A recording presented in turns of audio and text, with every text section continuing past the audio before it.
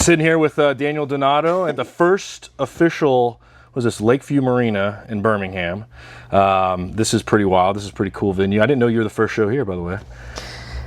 Yes. And we're sitting in a recording studio, seemingly. And I went to a record store called Seasick over here that looked pretty sweet, too. Amazing record. Yeah, yeah. Yes. So I got a cool little vibe. But we're doing a new segment, and it's called First Best Quest. And the idea being, talk about as a fan, because Live Music Daily, we're all about the fan experience, right? So I feel like live music is like the truest collective human experience that you can have these days. So First Best Quest, the idea being, talk about your first show, your favorite show, which sometimes I know can be hard to pin down, and then a quest. A quest can be a show a band you want to see, a collaboration you want to see, maybe a song by a specific band. You can really kind of take liberties there, but right on. This is kind of a fun little segment we've introduced just to kind of get things interesting, because I think fans like to appreciate artists' fans' perspective sometimes. Of course. Yeah. Yeah.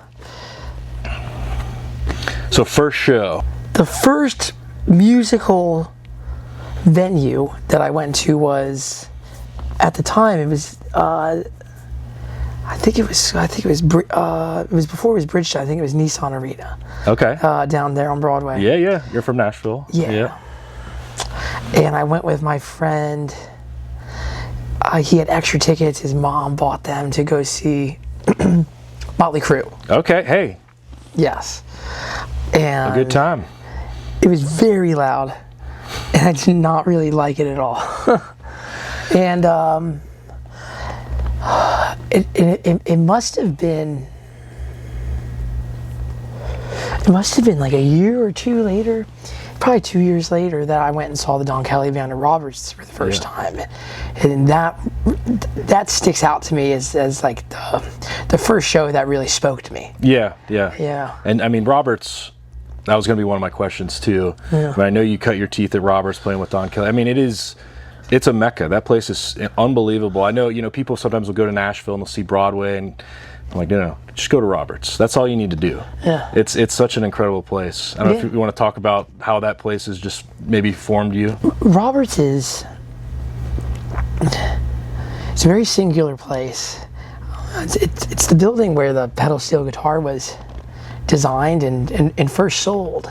It's where Willie Nelson bought Trigger. Oh, really? Yeah. Wow. These are great nuggets. Yeah, it's that building is just a very cosmic building. Oh, yeah. It's 24 feet away from the Ryman Auditorium, like right out of the back gate. Yeah. So there's like a frequency trail that goes right into those doors down at Roberts. No doubt. The home of traditional country music, as Jesse Lee Jones and Emily Ann Jones hold that name to truth, and I just love that place. I've played there over 500 times, and wow, that's unbelievable. I just learned so much there. It's very overwhelming. I think about it because so much now. There's change all the time. Yeah. In Roberts, I remember when I was playing there, and I used to think that the lack of change was boring, and now when I go back there, I can see what a flaw that was in my perception. The songbook there, the musicians, everyone who plays there, from John England, Joe Fick, Luke McQuarrie, Ricky Van Fleet, Josh Headley, monsters. On a local level, but a lot of people might somewhat not know. unsung, but like musicians know and respect those guys. Yeah, and that's what Roberts always was. And so, even back in the day, like when Broadway was a place where you can go and park your car in front of the venue before a show. Back in those days, there were these legendary session musicians and touring musicians that would play down at Roberts. And those days have changed. It's different down there now, but it really is a legendary place, and we go to so many places, and usually the legendary place it's quite hard usually to get to, and when you get there, you can tell it's like more or less like a deduction of what it once was. Yeah. Roberts is not that at all. Right. I know what you mean. Like sometimes there's these legendary rooms, and you love that their buildings are still standing, and it's hollowed ground, and it's an incredible place. And sometimes you go, and it's not quite the same. I'm not saying that's Roberts at all, but you sort of feel the commercialization of it. You do. You do with like Pancake Pantry, even like a place in town that like 15 years ago was still famous, but it's like, but Roberts is about to change. And rightfully so. They're going to knock the wall down there and expand. I saw that. Yeah. And is upstairs going to be different or separate? Because I always love that upstairs room. It's a great place to kind of hide out and still hear everything. Yeah, I've heard two different. I've heard two different ideas of what it's going to be, and you know what? Things change. That's life. You gotta let them But go. going back to your point, they were very consistent. That constant of Roberts was always there. You got to hope.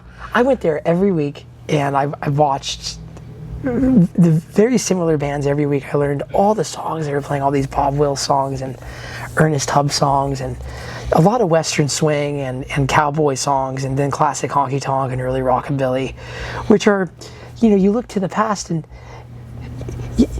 Sons of the Pioneers with Roy Rogers is not long before Chuck Berry. Right. But they're so different. Sure.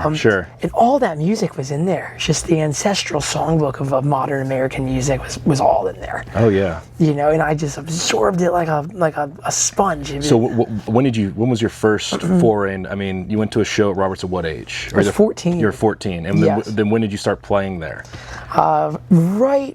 I played there the first time I was 16, and then I started picking there when I was 17, about half the week.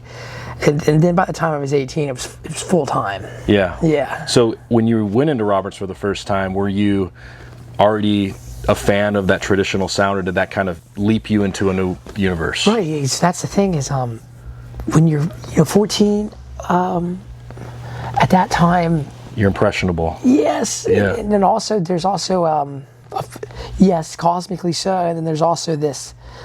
There's like a collective archive of music that everyone listens to, and everything coming out of Roberts could have been farther from that. Like really. Yeah. And for one reason or another, I was really in love with, the necessary music to love when you're that age, which is all the songs I wrote on Guitar Hero, and then some more. But when I first heard Marty Robbins, and I heard the beautiful vocals on that, and the story, and the guitar playing on that, and the arrangement, and then Johnny Cash and Luther Perkins, and for one reason or another, my mind just went into that vintage mode, and I started loving that music. Yeah. And just so strange. I didn't realize. Went down the rabbit hole and just. Yeah. And here we are. Look at you, man. You've taken it a completely different direction while still maintaining that kind of traditional root of it. Yes. Yeah. I feel like we're in a time now where the inspiration, the tradition in which you fill your cup with, it needs to be understood where you're coming from on some level, but it also needs to not be too literal. Sure. As my friends say, you don't want to be like a Civil War reenactor. You know what I mean? Yeah. So, but it's in there. Right. It's like, we'll play a 13-minute composed, and then the Odyssey that goes into improvisational themes, and then we'll end the set with like a Ida Red by Bob Wills or something. Love it. Yeah. And I listened to your interview with Alan Paul, who I'm a big fan of, and he's great. That story that you told about how the term cosmic country was from a regular at Roberts. I love that story. Donnie. Donnie. Yeah, Donnie. Donnie was seems like he kind of came with the place. He was always there, and he would pay for all the time. He had a styrofoam cup. Usually was from White Castle, because there's that White Castle up on the famous one. You're right, the last one on the 65. And he'd pay for red wine and like loose change. Love it. And there were times, when Donnie would get a little too drunk and they'd kick him out, but he just always came back. And he was a sweet guy. He would help you carry your amp, if you were young enough to let him carry your amp. I don't think a lot of guys knew better than I did. Might have a couple nicks on the side from a couple walls. Follow you back to the car, and he'd be like, hey, I'd be like, yeah, here's $20. Oh yeah. But he was a very sweet man, and he was sincere from my interactions with him. And a few years after I stopped playing with Don, I didn't really go down on Broadway at all. And then I had to start paying bills, and I was fortunate enough I picked up a weekend gig or a weekday gig at Roberts. I remember very clearly it was a Wednesday from like 2 to 6 p.m. and there was no one there, And I think my lunch tab was something like $13, and I remember the parking was $20, and I made $50. One of those days. Yeah. And it was a throw together band, as they call it, where down on that street, 5 drummers, 5 bass players. You can call somebody else to come split the shift with you, so you're not singing 4 hours straight. And played a gig, and I was walking out of there and out through the back, and Donnie came like running up to me, and he had seen me play hundreds of shows with Don. He goes, "I don't know what that was, Danny." He said, "I don't know what was coming out of there, but that was cosmic country." I was like, "Whoa!" I was like, "That makes a lot of sense to me." Yeah, that's amazing. And I mean, it really fits. I mean, I love that term, and it fits your sound. And I've loved to have seen your ascent over the last few years. I remember seeing you play the Sweetwater Festival at, and just every step of the way, and more it feels like the crowds are growing and the fans are coming for it, because it's such a beautiful sound that you've kind of really concocted. Thanks. And it's and the band too. What's that? And everyone in the band. Yeah, of course. It's like, So, do you have a favorite show that you can pinpoint as a fan? Yeah, I have favorite for different reasons, but like the most obvious kind of favorite for me is one that really penetrates past everything that's temporal and reminds you of something that you never had to learn. Those kinds of moments, Sure. Those kind of moments within music where you feel like you returned to a place that you've always known, and you're there briefly, and when it's over, you realize how not often that place is perhaps showing up. Sure. One for me was the first time I saw Phish. It was somewhere in Alabama, and I didn't know anything about them until I was asked to play on an album called Cluster Flies, with celebration of Farmhouse, and someone I knew was a big Phish fan, and what they sent me the song list. Which one should I pick to cover? And he's like, "You should cover Back on the Train," And he sent me a great live version of it, Nassau Coliseum, and I knew from the recording that I really loved the language that Trey was speaking and that the band was speaking collectively. And I went and saw him live a few months later, and that was the first song they were playing when I walked in. Oh wow! That's the cosmos. There's something synchronicity of sorts. Unbelievable. I just loved it. I was in right away. Totally get it, Yeah. and so individually so that all the narrative that surrounds that band and the culture of their community and their ethos to their approach, especially now, very different. Yeah. I never got to see the folklore years, as with many bands. Sure. What year was that? I think it was 21. Okay. Yeah. So out of the pandemic. Yeah, right out of the pandemic. Life is back. That's probably could have added to. I remember seeing that tour as well. I'm a fan. Yeah. And it's something that's so hard to describe. But you summarize it perfectly. And I always tell people that live concerts are my church. I mean, it's the communal experience. It's why everyone sings at church, right? You're having that moment.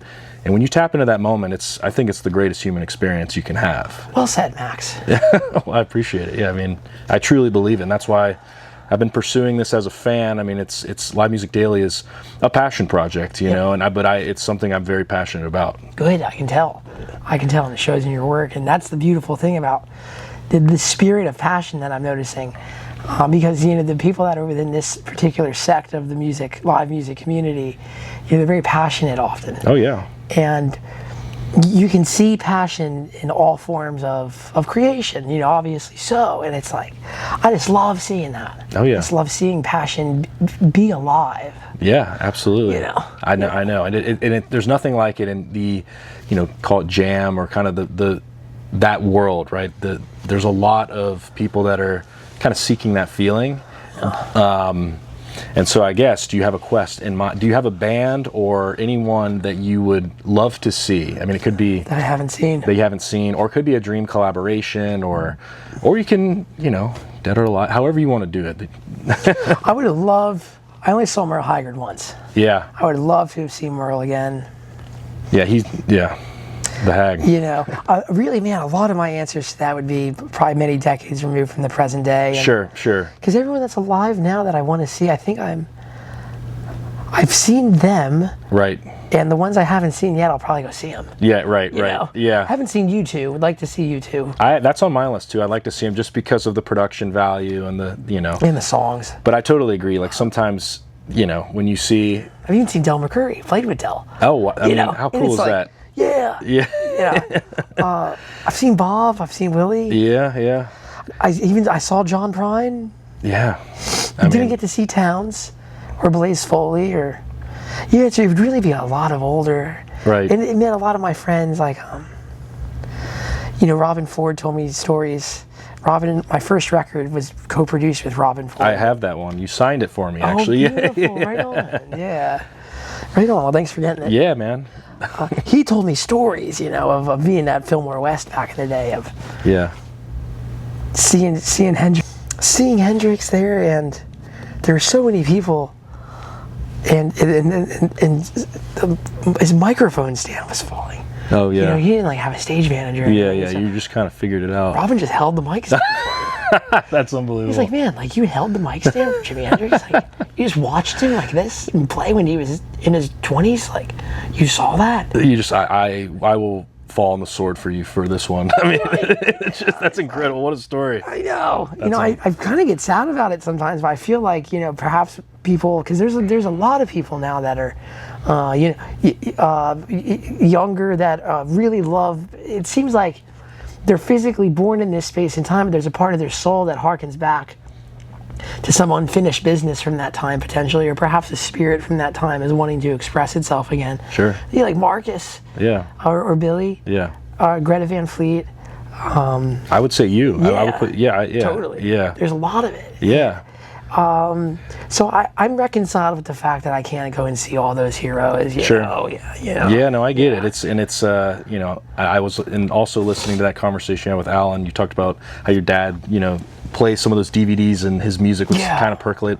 My dad was he saw Pink Floyd's Dark Side tour. the stuff he's seen and just had around sort of just I soaked in. I mean, I think that's so important. I feel I could have lived in the 70s very easily, but here we are, and it's great to see the music is still. I mean, I heard you guys sound checking Allman out there, and I've got the H&H. I noticed. What a synchronicity. I'm from Atlanta, yeah, and so I mean, they're religion. I mean, those guys are. They hit on something on another level to me. Oh yeah, oh man, I know. And you go into the big house there, you're in the room where. Oh yeah, that place is. I mean, I always. If anyone's traveling through Macon, I'm like, you got to go to the big house. Go to H&H. I mean, it's just a must. It's such a cool. I mean, you see, that's where Blue Sky was wrote right there. Yeah, it's just. I know. Those are spiritual places, and those type of venues, houses. Hopefully, they're never torn down. Because it's nice to have these new places, but those places they need to endure. I think there's spirits in the walls. Yeah. Man. It's hard to qualify the phenomenon that's going on in some of those places. We were just at the Beacon. Yeah, wow. It's the same thing. Yeah. You just know. How was that? Yeah. What's the feeling in that? I mean, it's just. It's twofold. It's a singular experience. But then there's also the external reality of who's played there and how many times, and who has gone on that stage and said to the world how they see things. Yeah. All the way from Seinfeld to Tedeschi Trucks. Yeah. And the Allman Brothers. 100-something times. I think Derek's played there. 150. He's been going back to his younger years and everything. Right. Yeah. It's hollowed ground. It is. So that was a strange deal. Similar with Red Rocks, but. Did you feel present in those moments? Yeah. Did you could enjoy it without. Yeah, because it was God made those people unique with an intention. Just disclaimer as I see it. Just my opinion and my belief is the design of who they are is infinitely unique and incomprehensibly unique. Like everyone we meet, even though we'll say, "Hey, I'm a comedian," "Hey, I'm an actor," "I'm a writer," "I'm a guitar," behind all those titles there's as I see it, there's an identity of you that was known before you had a name, and I feel like art comes from that place, authentic expression. And language is art, and hugging someone you love is art, and also creating something in a form for consumption is also an extrapolation of art. And so when I recognize that external pressure of all these people that communicated such unique things so well to so many people, it was like, okay, well, I have my angle that I see it, and I'm the only person that can communicate from this angle, so I'm gonna do that. Right. And it seems like everyone loved it. Well, that's all you can ask for. Yeah, totally. Yeah. Well, I don't want to take up too much of your time. I'd love to talk a little bit, because I'm going to be down at Jazz Fest this year, and it looks like you're going to have a nice little run of shows there. Yeah. And I love the beauty of Jazz Fest. I mean, it's just, again, going back to kind of the collaboration, and I love that it's a constant kind of revolving. You look at the grids of how many musicians are playing together. It's just, it's a beautiful thing. Yeah. So I know you're playing with George Porter. I'm going to the Meters reunion show. I'm so excited for that. Yeah. That's When Saturday. is that even now? So it's the Saturday night. I think your show's Thursday. A few friends and I. I was hoping. Yeah, might be a little sneaky sitting or something. But yeah, I mean, George Porter. I've interviewed him, and he's just amused. Like he is unbelievable to me, and I think he's in many ways very underrated on a larger scale. And I agree. But yeah, you want to talk? You've got 4 shows for Jazz Fest this year? I think we have. There's 2 that I'm playing with Graham, Lesh, and friends. Yep. Which are always those shows like that. It's always like the kitchen. It's like you're at a very nice restaurant, and everything got served really well and thoughtfully, and there's different reductions and sauces you wouldn't have thought of, because Graham knows the catalog so well. He knows how to take a seg that he doesn't break segs often that need to happen, Right. But then, he'll take 2 songs that I would never have thought to pair together, and it seems like it always was that way. I love that, because when we're rehearsing, it's like a very messy kitchen. Yeah. We're like, 2 people on stage, or running background harmonies, and somebody else is bringing out the monitor, and then and then Graham's explaining a bridge section to somebody, and it's like, there's a lot going on. There's a lot going on. Yeah. He inhabits that spirit, and he just lets it flow from him so well. So that's got to be in his DNA. I mean, just from coming from the world that he came from, I feel like that was a lot of the formative years of the Dead. Yeah. So what about that show with George Porter? So that's with Cosmic. That's us at the Civic. Yeah. George Porter's coming. George Porter Jr.'s coming, playing with us for the 3rd year in a row. And Kanika Moore's coming. She's going to play and grace us with her very ferociously elegant vocals. So good. Oh my God, it is something else. And then Brendan Lewis from Preservation Hall Jazz Band, and Al Schneer from Bo. Yeah, he's great. Yep. And then some other buddies too. Nice. Yeah, it's always just a party. I know. I mean, Jazz Fest, it really is. Do you have any, to kind of wrap things up here, do you have a Jazz Fest highlight in the past few years? Getting to play with Warren, meeting Warren Haynes and playing with him, and very pro sound check. We didn't even really play. Are we doing this in B or B flat? It's like, B flat, all right. He's like, I'll take the intro, you take the outro, I'll end it, you take the second verse. And he's like, okay, but in the bridge, let's do call and response. 1, 2, Yeah. Just 10 minutes. Yeah. He knows it's a well-oiled machine. Yeah. That's awesome. Getting to share the stage with someone who, to have the opportunity for somebody to open up the stage for me to come play with them in their band. And Chuck Lavelle was playing too. Oh. And Grace Potter. Wow. It's really righteous, That's such a classic Jazz Fest experience right there. Wow. Yeah, I love it. It's different than Cosmic, because it's when we're playing, it's 25%, 25, 25, 25, to everyone on stage. And in a moment like that, I can just turn the volume down and watch more and just kind of enjoy it. Yeah. Watch Kevin just destroy it. And wow. Yeah. That's amazing. Yeah. Well, I've loved to see the continued ascent and more people getting on board. And here's to more success, Danny. I really, really enjoy it. And your shows, you got to check them out. It's an unbelievable experience. I want to see us. Yeah. I've never seen us. It really would help, I feel. That's the quest. Oh, well said. Cosmic note. Let's go. Metaphysical note. Let's go. That's great. Thanks, Daniel. That was great, man. I appreciate it.